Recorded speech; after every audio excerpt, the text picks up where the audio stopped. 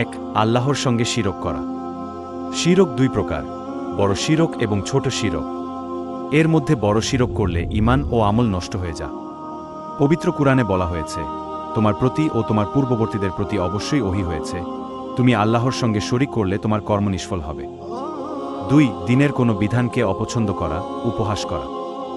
রাসূলুল্লাহ সাল্লাল্লাহু আলাইহি ওয়াসাল্লাম যে বিধান নিয়ে প্রেরিত হয়েছে, তার কোনো একটি যদি কেউ অপছন্দ করে, তাহলে সে ঈমানের গণ্ডি থেকে বের হয়ে যায় এবং বড় কুফর করে ফেল। আমাদের সমাজে অনেকেই এই রোগে আক্রান্ত। পাশ্চাত্য ব্যবস্থাপনার বুলিতে তারা এতটাই মুগ্ধ হয়ে থাকেন যে দিনের প্রতিষ্ঠিত বিধানগুলো তাদের কাছে সেকেলে লাগে। তিন, কালো জাদু করা। অধিকাংশ জাদু প্রয়োগ করতে গিয়ে শিরক ও আল্লাহর পরিবর্তে অপবিত্র আত্মাগুলোর নৈকট্য অর্জন করতে হয়। নবী ঈসা এসব কাজকে ঈমান বিধ্বংসী বলেছেন এবং তাকে শিরকের সাথে যুক্ত করেছেন। হাদিসে এসেছে, তোমরা 7টি ধ্বংসকারী বস্তু থেকে বেঁচে থাকো। 4, হাদিস অস্বীকার করা। বর্তমানে একটি দল বের হয়েছে যারা কুরআন হাদিসকে পারস্পরিক প্রতিদ্বন্দ্বী হিসেবে উপস্থাপন করে। কুরআনের বাহ্যিক অর্থ পড়ে নিজেদের মতো বুঝতে চায় এবং তাদের বুঝের সাথে সাংঘর্ষিক এমন সকল বিশুদ্ধ হাদিসকে তারা অস্বীকার করে। 5, কাফিরকে কাফির না জানা। অতীতের যে কোনো সময়ের চাইতে বর্তমানে এটা ভয়াবহ আকার ধারণ করেছে।